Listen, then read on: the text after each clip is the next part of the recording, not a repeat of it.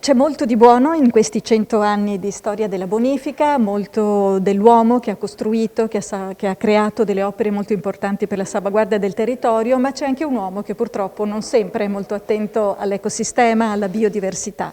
Quindi sono 100 anni che ci insegnano che cosa si può fare di buono, ma anche come si deve invece rispettare il territorio nel quale si vive e che ci ospita.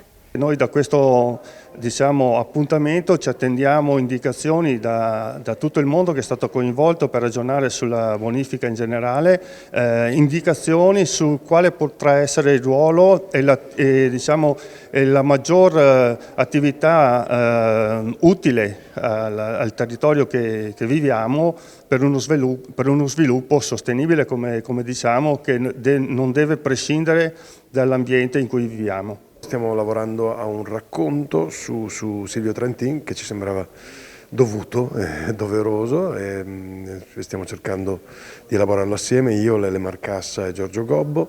Poi abbiamo uno spettacolo con Valerio Aprea con testi di Marco D'Ambrosio in arte Macox e anche i suoi disegni. Poi abbiamo uno spettacolo di danza per riflettere sulle emozioni dell'acqua che si chiama Boomerang.